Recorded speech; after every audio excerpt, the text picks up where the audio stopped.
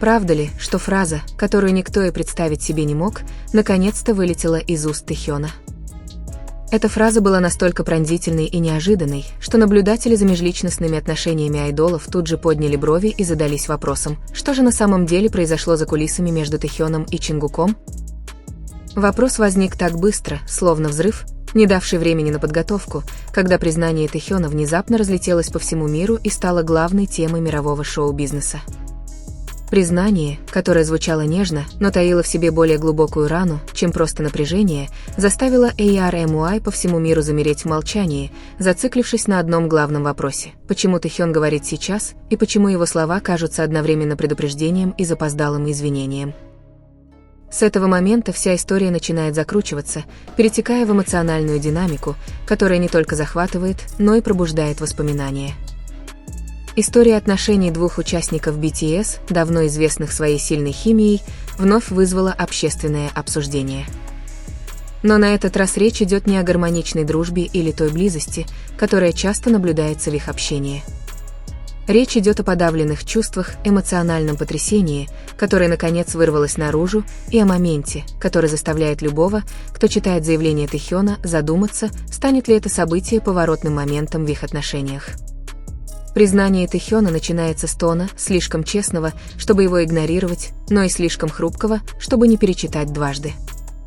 Он не использует длинные предложения и не приводит подробную хронологию событий, но именно это делает всю ситуацию еще более неожиданной. Его реплики короткие, но пронзительные. Он словно говорит не только с Чингуком, но и с самим собой о сожалениях, внутреннем стрессе и эмоциональном истощении, который скрывал, чтобы сохранить имидж группы, поддержать гармонию и не дать окружающим взвалить на себя бремя. Это чувство заставляет признание Тэхёна ощущаться как внезапно распахнувшаяся дверь в комнату, которая была запечатана годами, темную комнату, полную вещей, в которых он не хотел признаваться, но больше не мог держать в себе. Фанаты, прочитавшие заявление, оказались втянуты в эту темную комнату, вынужденные увидеть то, чего они и представить себе не могли: хрупкость Тэхёна, который всегда славился своей теплой и харизматичной на сцене, но при этом скрывал под поверхностью гораздо более сложные эмоциональные слои. Вопрос в том, что побудило Тэхёна заговорить именно сейчас? Почему он выбрал именно этот момент, чтобы открыть свое сердце и признаться в том, что мгновенно лишило ARMY дара речи?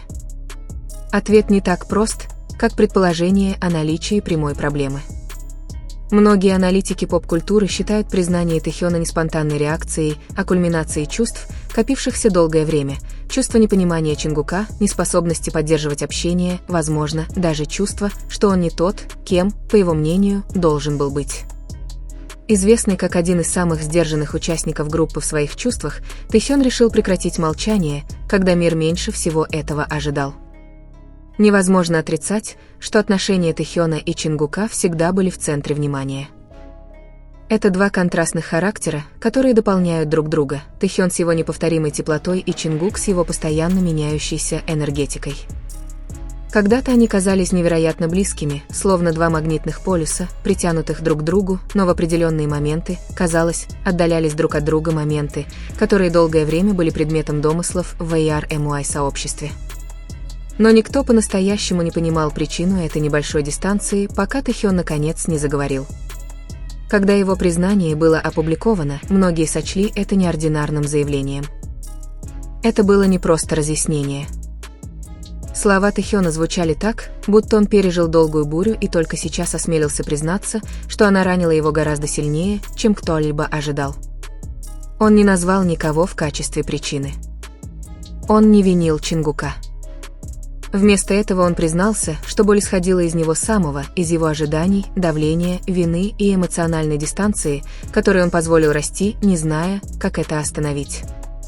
Больше всего фанатов шокировало, когда Тэхён упомянул, что чувствовал себя отстраненным от Чингука в важные периоды его жизни и карьеры.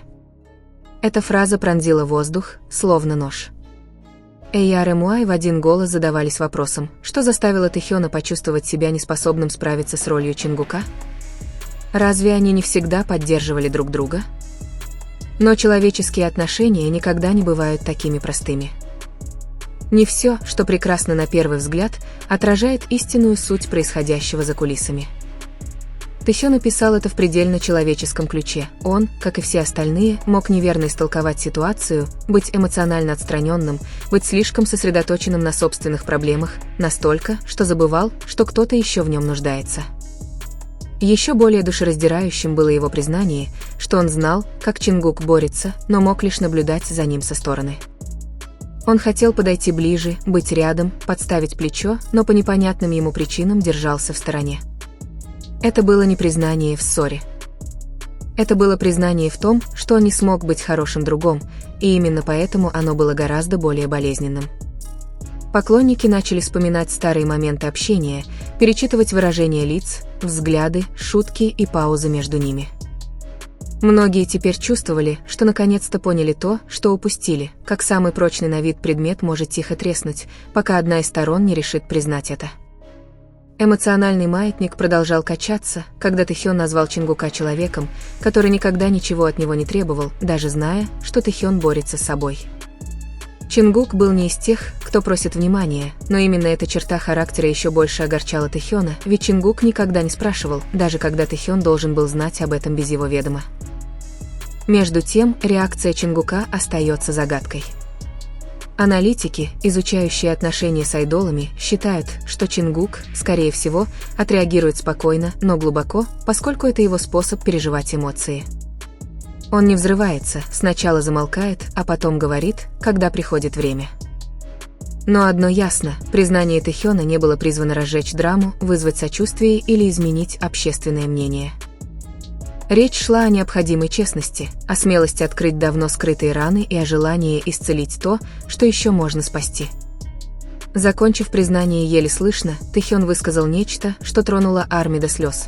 Он хотел бы, чтобы Чингук знал, насколько драгоценны их отношения, как ему жаль, что он не присутствовал раньше, и как он благодарен за то, что Чингук остался рядом, не держа на него зла. Это не конец их истории. Это начало новой главы, более честной, зрелой и осознанной. Как и во многих дружеских отношениях, проверенных временем, именно честность укрепляет их. Однако признание мгновенно вызвало эффект домино. Аналитики начали анализировать каждое слово, выискивая подсказки, которые они могли упустить. Почему изменился его тон?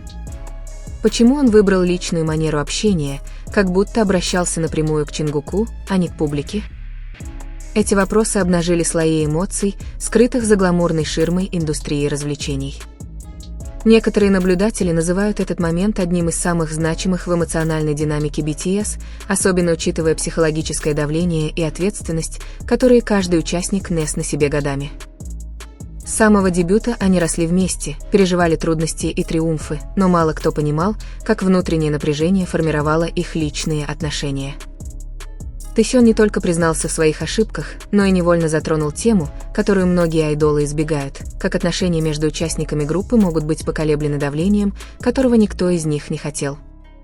Его слова об отсутствии стали главной темой для обсуждения. Психологи выделяют это как эмоциональный диссонанс, состояние, когда человек внешне проявляет теплоту, но внутренне борется. В таких требовательных рабочих группах, как BTS, такое давление практически неизбежно. Признание Тэхёна отражает тяжесть прожитых лет, выплеснутую в одно предложение.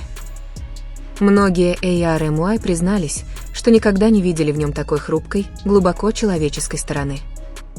Общественная реакция была в основном сочувственной. ARMY понимали, что их айдол – человек, способный терпеть неудачи, чувствовать вину и сбиваться с пути.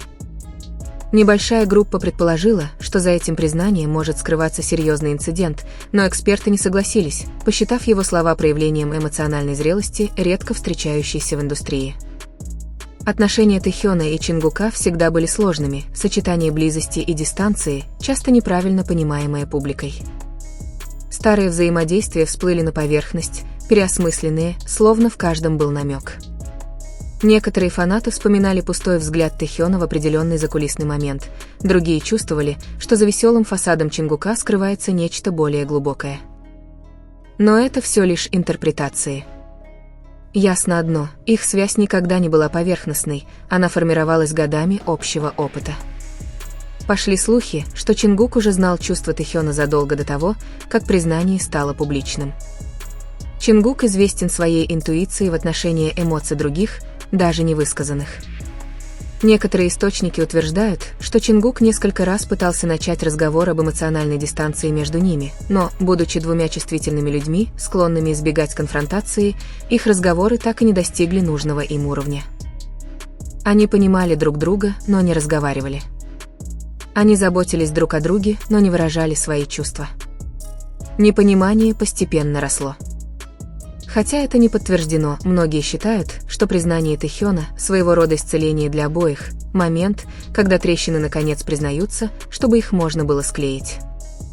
Наблюдатели также отмечают, что давление, такое как сольная деятельность и драфт, могло способствовать эмоциональной дистанции.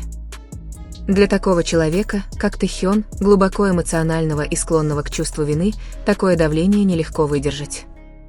Слова Тэхёна показали, что он чувствовал, что недостаточно близок к Чингуку, что он был слишком сосредоточен на себе, что не мог распознать малейшие сигналы, которые мог подавать Чингук, и, что самое болезненное, он понял все слишком поздно.